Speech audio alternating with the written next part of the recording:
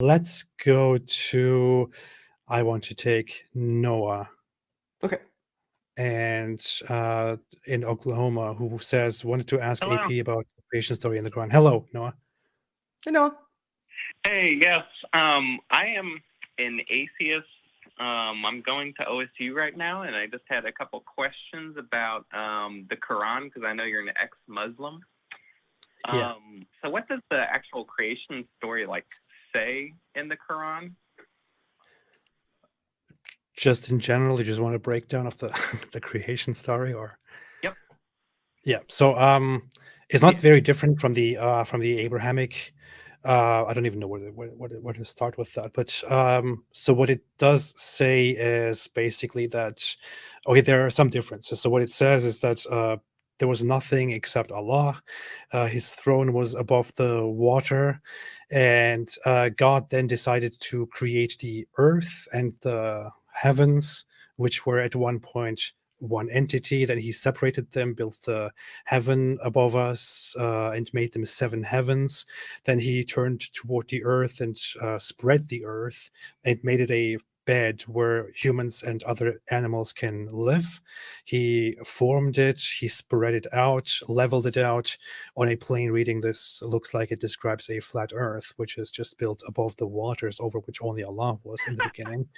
And yeah, he built the 7 heavens. In the 7 heavens, there are the different objects like the stars, the moon, and the sun. Above those, he is there with his angels making plans and having high councils. And sometimes jinns like to go up there and listen to his secret councils. And the stars are actually adornments in the nearest heaven. And some of them are used as missiles thrown at those devils who try to sneak up to Allah and to listen to his, secret agenda and all that. And all of this happened because Allah wanted to create, beings. Just for for the glory of himself. He wanted to create beings that only worship him, and he created them for no other purpose. That's what the Quran says. He created the humans and the Okay. jinn, parallel beings in the world, only so that they worship him, and he created many of us also for hellfire. So I guess that was a very encompassing breakdown of things. I hope that Yeah. helps. So my friend is actually Muslim, so I was wondering because I try to have arguments with him, but it always goes nowhere. And I wanted to know a little bit more about what encompasses their creation story because I'm an ex-Christian, so I know all the Christian theology, but I don't really know enough about the Quran yet. So. Huh.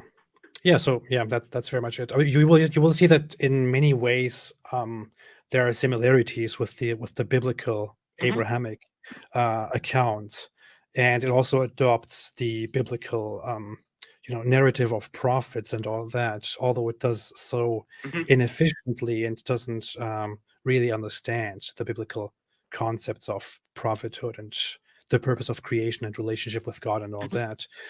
But yeah, it has some slight differences in that it explicitly says Allah created humans and the jinns only so that they worship him. And it also explicitly says he created many of them just for hell. So these are things that you can actually find directly in the Quran, which makes things very convenient for critics like me. Yeah. Does the Quran actually helpful? say that Muhammad rode on a unicorn horse kind of thing? It doesn't say that. What it says is that Muhammad, on one night, made a journey, and that is then further described and elaborated in the secondary sources, in the hadiths, as they are called, which are reports, supposed witness accounts about Muhammad. And according to that story, Muhammad one morning told everyone that overnight he was visited by an angel, and his heart was taken out of his chest and was washed and purified. And then a horse was brought to him. He sat on the back of the horse, went to Jerusalem, and then from there ascended to the heaven. Of course, you could say that this is just a dream, but to him it was an actual thing. It sounds very similar to some of the other Abrahamic religions. I know that they all came from older religions too. If you look into the different religions, they all have very similar origin stories, I've looked at different Egyptian stuff too, and I've looked into it, and that's also what kind of convinced me to be an atheist. Is like all these things, just all these stories come from other stories. It's like copies of copies, basically, that men just wrote down. And yeah, I'm actually a huge fan of the Atheist Experience. I've been watching Matt destroy people for weeks after weeks. So yeah, I mean, I think that I really wish that I wasn't a Christian before, because like I can see how ridiculous the arguments are. I actually just had like a huge argument with my sister because she's a Christian extremist, because she believes like all that QAnon stuff, you know, like mercury, you know, in the vaccines causes autism and all that ridiculous nonsense. And I pretty much destroyed her argument, and then she just blocked me. It was pretty sad, though. Yeah. That's unfortunate to hear. It could always be worse. You could be an ex-Muslim. So, yeah. Yeah, I could be an ex-JW or an ex-Muslim. You know, I'm an ex-Baptist / my mom is Messianic, so she's like super extreme. Like, I can't even talk to her because she'll just say that all kinds of extreme stuff like, I'm going to burn in hell for being trans or bisexual, or, you know, like, I'm going to be judged on Judgment Day, blah, blah, blah. I mean, it just gets really dark and messed up. Yeah. I'm sorry, Noah. I wish you all the best. Yeah, Thank you for calling. It's unfortunate, you know. I just wish she wasn't indoctrinating my sister, because I worry for my sister, you know. Yeah. Well, I hope everything will get better.